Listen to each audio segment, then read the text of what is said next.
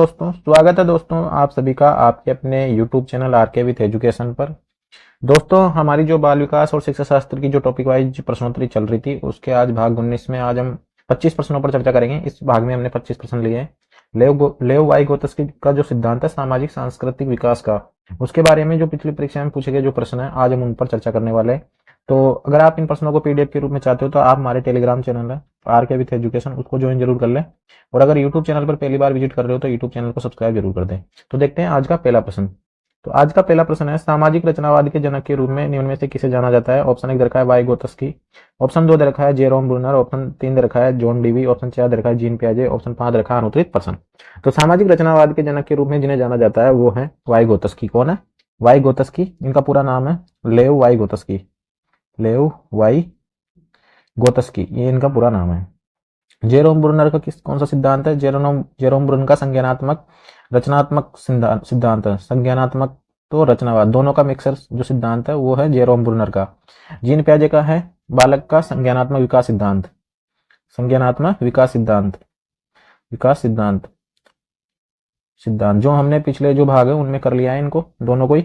तो इसका सही आंसर हो जाएगा ऑप्शन नंबर 1। इसके बाद में अगला प्रश्न हमारा, निकटस्थ विकास का क्षेत्र जेडपीडी की अवधारणा द्वारा दी गई। ऑप्शन नंबर 1 दे रखा है वाई गोत्स्की, ऑप्शन 2 दे रखा है जेरोम ब्रूनर, ऑप्शन 3 दे रखा है डीवी, ऑप्शन 4 दे रखा है जीन पियाजे, ऑप्शन 5 दे रखा है अनुत्तरित प्रश्न। तो निकटस्थ विकास का क्षेत्र जेडपीडी, जेडपीडी का जो फुल फॉर्म है वो है जोन ऑफ प्रोक्सिमल डेवलपमेंट, ये इसका पूरा नाम है जेडपीडी। और एक शब्द और इन्होंने यूज लिया है वो है एमकेओ, मोर नॉलेजेबल अदर्स। ये इन्होंने दूसरा शब्द यूज में लिया है। ये तो है मोर नॉलेजेबल अदर्स का मतलब है कि एक बच्चा और उस बच्चे से अधिक जो ज्ञान रखता है उसे तो बोलेंगे मोर नॉलेजेबल अदर्स। और जोन ऑफ प्रोक्सिमल डेवलपमेंट ये वो सीखने का क्षेत्र है जहां पर बालक मतलब किसी की मदद के द्वारा सीखता है। तो ये वो क्षेत्र हो गया। तो इसका जो सही आंसर रहेगा वो रहेगा ऑप्शन नंबर 1 वाई गोत्स्की। वाई गोत्स्की इसका सही आंसर रहेगा। इसके बाद में अगला प्रश्न हमारा प्रश्न नंबर 3 है, zone of proximal development ZPD का प्रत्यय किसके द्वारा दिया गया। ऑप्शन 1 दे रखा है जीन पियाजे, ऑप्शन 2 दे रखा है अल्बर्ट बांडुरा, ऑप्शन 3 दे रखा है स्किनर, ऑप्शन 4 दे रखा है वाई गोत्स्की, ऑप्शन 5 दे रखा है अनुत्तरित प्रश्न। तो इसका सही आंसर हो जाएगा वाई गोत्स्की। क्या हो जाएगा? वाई गोत्स्की। इसके बाद में अगला प्रश्न हमारा प्रश्न नंबर 4 है, वाई गोत्स्की के अनुसार निम्नलिखित में से कौन से उपकरण एक व्यक्ति के संज्ञानात्मक विकास में सहायता प्रदान करते हैं। ऑप्शन 1 दे रखा है सामाजिक और सांस्कृतिक उपकरण, ऑप्शन 2 दे रखा है भौतिक उपकरण, ऑप्शन 3 दे रखा है सांवेगिक उपकरण, ऑप्शन 4 दे रखा है व्यक्तिगत उपकरण, ऑप्शन 5 दे रखा है अनुत्तरित प्रश्न। तो जो जीन पियाजे हैं, एक तो जीन पियाजे और एक जो लेव वाई गोत्स्की है, इनके बीच में एक जो अंतर है वो इसी सिद्धांत को लेकर है कि जीन पियाजे ने तो कहा था कि बच्चे ज्ञान का निर्माण क्या करते हैं? खुद करते हैं। बच्चे ज्ञान का निर्माण क्या करते हैं? बच्चे ज्ञान का निर्माण स्वयं करते हैं। लेकिन जो लेव वाई गोत्स्की है इन्होंने सामाजिक वातावरण को इंपॉर्टेंट माना है, सामाजिक वातावरण को। और बालक किसके द्वारा सीखता है? समाज के द्वारा सीखता है, सामाजिक कारणों की वजह से बालक सीखता है। तो एक ये है, एक इनमें काफी सारे मतलब जो अंतर है। और दोनों के बारे में आप एक सारणी है इसकी कि जीन पियाजे और लेव वाई गोत्स्की के जो सिद्धांत है उसमें अंतर।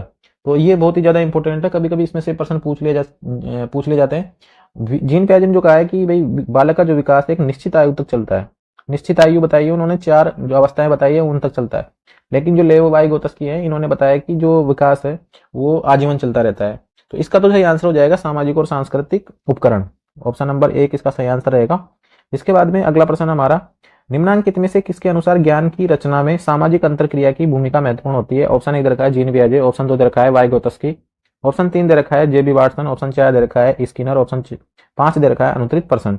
तो निम्नांकित में से किसके अनुसार ज्ञान की रचना में सामाजिक अंतरक्रिया की भूमिका होती है। तो ये है वाई गोत्स्की। जीन पियाजे के अनुसार तो बालक ज्ञान का निर्माण स्वयं कर रहा है और समाज की अंतरक्रिया की भूमिका महत्वपूर्ण होती है वाई गोत्स्की के अनुसार। वाटसन व्यवहारवादी है। इनका कथन है ही कोई भी एक बच्चा मुझे ला कर दो, मैं उसे कुछ भी बना सकता हूँ। बीएफ स्किनर का क्रिया प्रसूत अधिगम सिद्धांत है, वो हम आगे पढ़ेंगे। और जीन पियाजे का है बालक का संज्ञानात्मक विकास सिद्धांत। तो सही आंसर इसका हो जाएगा ऑप्शन नंबर 2। इसके बाद में अगला प्रश्न हमारा, किसी भी विद्यार्थी को अधिगम और समस्या समाधान हेतु दी जाने वाली सहायता क्या कहलाती है? ऑप्शन 1 दे रखा है आंतरिकरण, ऑप्शन 2 दे रखा है इसके फोल्डिंग, ऑप्शन 3 दे रखा है अनुकूलन, ऑप्शन 4 दे रखा है एसिमिलेशन, ऑप्शन 5 दे रखा है अनुत्तरित प्रश्न। तो किसी विद्यार्थी को अधिगम और समस्या समाधान में जो उससे ऊपर वाला या उससे अधिक जो ज्ञान रखता है उसके द्वारा जो सहायता दी जाती है, आवश्यक नहीं है कि वो टीचर ही हो, किसी के भी द्वारा जो उससे अधिक ज्ञान रखता है उसके द्वारा जो उसको समस्या समाधान या अधिगम में जो हेल्प की जाती है या सहायता दी जाती है वो कहलाती है स्केप होल्डिंग।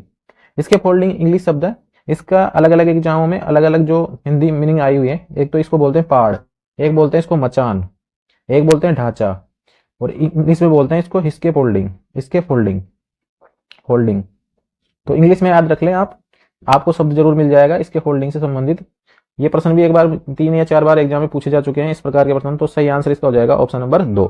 इसके बाद में अगला प्रश्न है, वाइगोत्स्की बच्चों के सीखने में निम्नलिखित में से किस कारक को महत्वपूर्ण मानते हैं? ऑप्शन 1 दे रखा है शारीरिक, ऑप्शन 2 दे रखा है सामाजिक, ऑप्शन 3 दे रखा है नैतिक, ऑप्शन 4 दे रखा है आनुवंशिक, ऑप्शन 5 दे रखा है अनुत्तरित प्रश्न। तो वाइगोत्स्की बच्चों के सीखने में निम्नलिखित में से किस कारक को महत्वपूर्ण मानते हैं? सामाजिक कारण को। तो सही आंसर इसका हो जाएगा ऑप्शन नंबर 2। नैतिक विकास सिद्धांत है कोहलबर्ग का, वो हम पढ़ेंगे, कोहलबर्ग का सिद्धांत जो है नैतिक विकास का, तो इसको हम आगे पढ़ेंगे। इसका सही आंसर रहेगा ऑप्शन नंबर 2।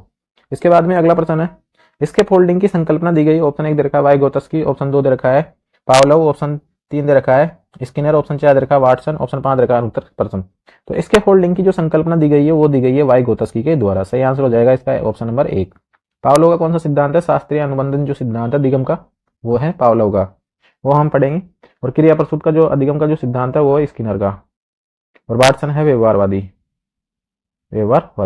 तो सही आंसर इसका हो गया ऑप्शन नंबर 1। इसके बाद में अगला प्रश्न हमारा,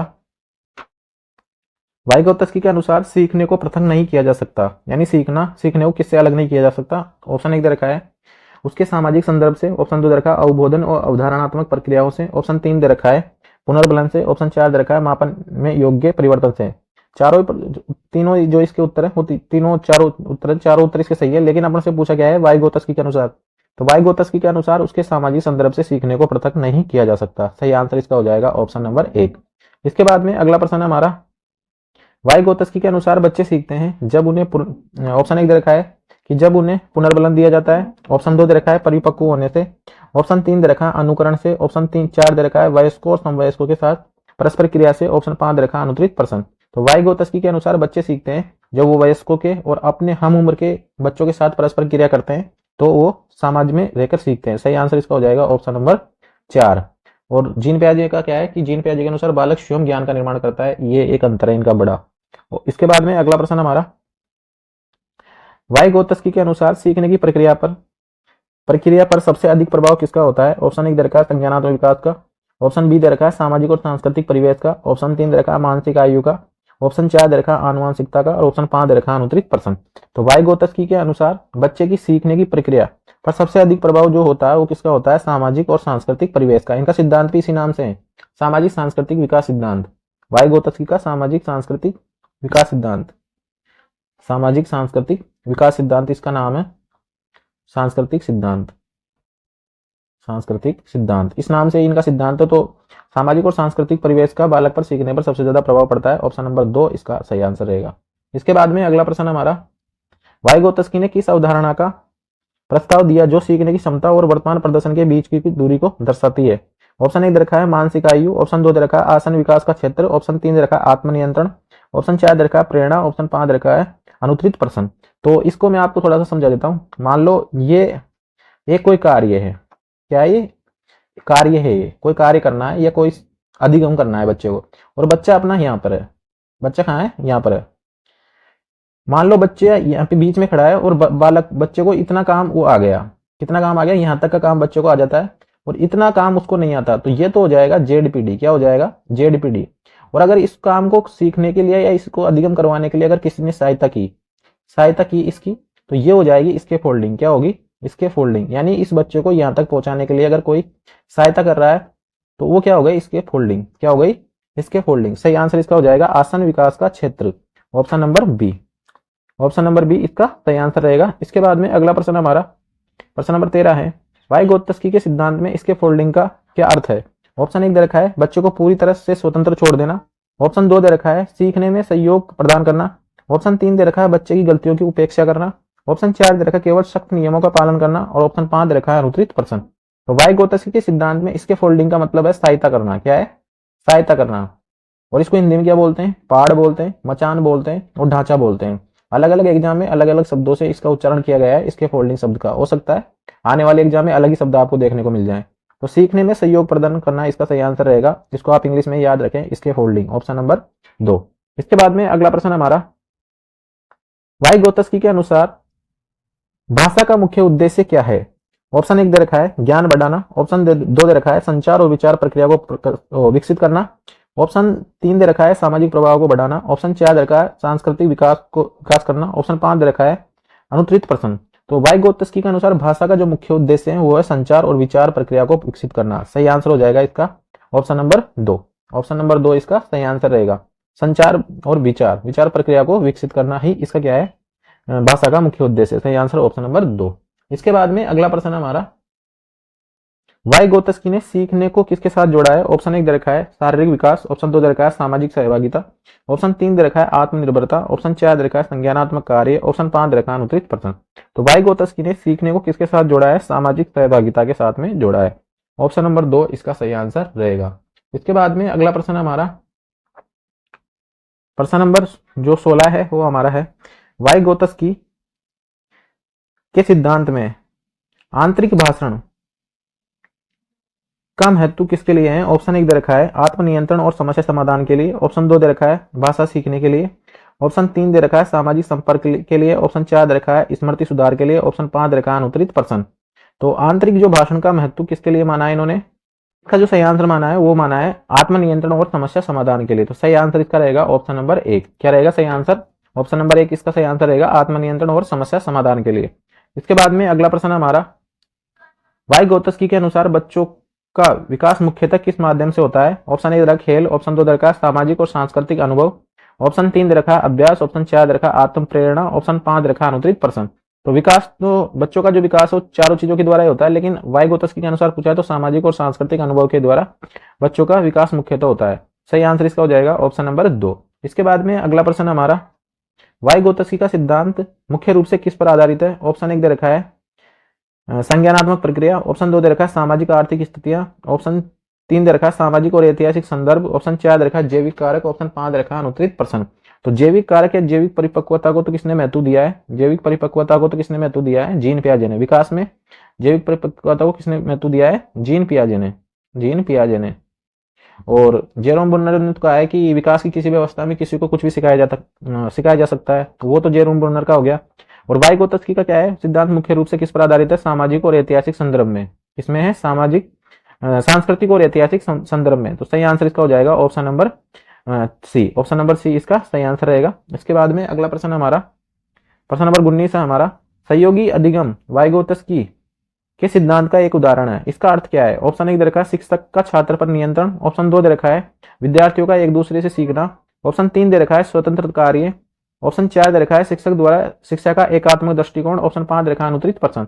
तो ये भी नेगेटिव में जा रहा है। और छात्रों को स्वतंत्र कार्य करना, स्वतंत्र कार्य करने से बालक कुछ चीजें सीख सकता है, लेकिन जो ज्ञान हम उसको देना चाह रहे हैं क्या हो सकता है उसमें वो पूरा पारंगत नहीं हो। तो कुछ जो इसके फोल्डिंग जो दी जाती है वो दी जाती है शिक्षक के द्वारा या समाज में रहकर जो बालक सीखता है। तो विद्यार्थियों के द्वारा सीखना इसका सही आंसर रहेगा। ऑप्शन नंबर 2 इसका सही आंसर रहेगा।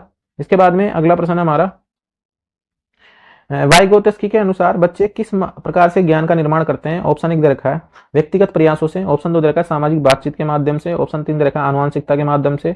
ऑप्शन डी दे रखा है शिक्षक के निर्देश से। और ऑप्शन ई दे रखा है अनुत्तरित प्रश्न। तो व्यक्तिगत प्रयासों से तो बालक जीन पियाजे में करते हैं, ठीक है, और सामाजिक बातचीत के माध्यम से वाइगोत्स्की के सिद्धांत में करते हैं। तो सही आंसर इसका रहेगा ऑप्शन नंबर 2। ऑप्शन नंबर 2 इसका सही आंसर हो जाएगा। इसके बाद में अगला प्रश्न हमारा, वाइगोत्स्की का आसन विकास क्षेत्र यानी जेडपीडी निम्नलिखित में से किस पर आधारित है? ऑप्शन 1 दे रखा है बच्चों की स्वतंत्र कार्य क्षमता। ऑप्शन 2 दे रखा है बच्चों की सहायक कार्य क्षमता। ऑप्शन 3 दे रखा है शिक्षक की भूमिका। और ऑप्शन 4 दे रखा है सामाजिक संपर्क। ऑप्शन 5 दे रखा है अनुत्तरित प्रश्न। तो मैंने बताया है बच्चों की जो सहायक कार्य क्षमता होती है, यानी कि हम उसकी सहायता जो कर रहे हैं और सहायता के द्वारा बालक जिस ज्ञान तक पहुंच रहा है वो उसका जेडपीडी कहलाता है। जेडपीडी वो क्षेत्र कहलाता है और दी जाने वाली जो हेल्प है उनको वो क्या कहलाती है? सहायता क्या कहलाती है? सहायता कहलाती है इसके फोल्डिंग। क्या कहलाती है? इसके फोल्डिंग। सही आंसर हो जाएगा ऑप्शन नंबर बी।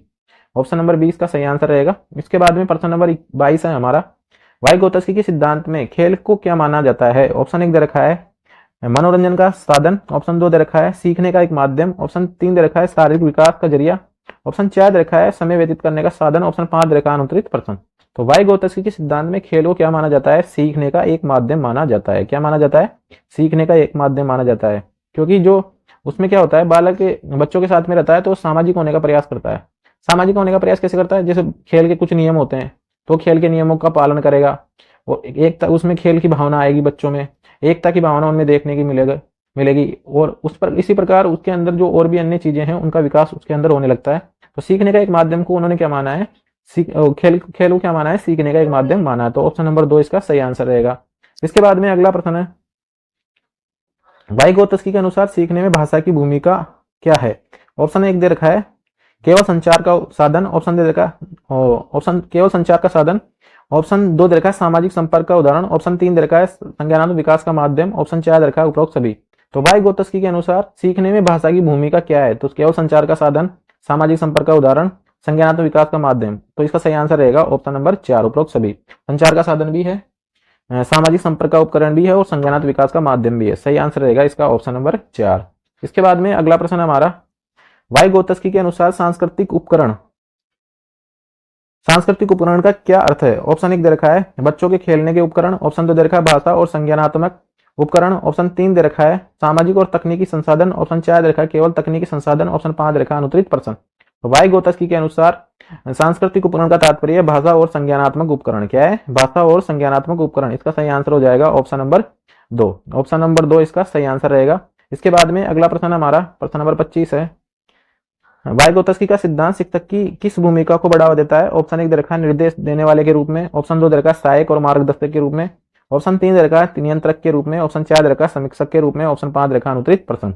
तो निर्देश देने के रूप में नहीं है, नियंत्रक के रूप में नहीं है, समीक्षक के रूप में नहीं है, सहायक और मार्गदर्शक के रूप में होना चाहिए। तो सही आंसर ऑप्शन नंबर 2 इसका रहने वाला है। तो दोस्तों ये थे आज के हमारे लेव वाइगोत्स्की के सिद्धांत से संबंधित 25 प्रश्न जो हमने पिछली परीक्षाओं में पूछे गए प्रश्न है। हो सकता है हम इस पर एक भाग और लेकर आए, उसमें हम 25 प्रश्न और देख लेंगे तो लेव वाइगोत्स्की का जो सिद्धांत है वो हमारा कंप्लीट हो जाएगा। इस सिद्धांत में ज्यादा कुछ नहीं है कि एक तो अपन को यह याद रखना है कि जेडपीडी क्या होता है, इसके होल्डिंग क्या होती है, और एक है कि भाई जीन प्याजे के सिद्धांत में और लेव वाइगोत्स्की के सिद्धांत में क्या क्या अंतर है। तो ये थोड़ा सा देख लें आप, और मैं एक बार जो कल जो भाग कराऊंगा उसके अंदर मैं आपको एक सारणी के माध्यम से बता दूंगा कि जीन प्याजे का सिद्धांत किस चीज को लेकर था और उसका अंतर वाइगोत्स्की के सिद्धांत से किस प्रकार अलग है। तो यदि आप हमारे YouTube चैनल पर पहली बार विजिट कर रहे हो तो YouTube चैनल को सब्सक्राइब जरूर कर दें, और इन प्रश्नों की PDF चाहते हो तो टेलीग्राम चैनल को सब्सक्राइब जरूर करें, और ऐसे वीडियो देखने तक जो संबंधी अन्य अपडेट के लिए भी आप हमारे YouTube चैनल पर बने रहें।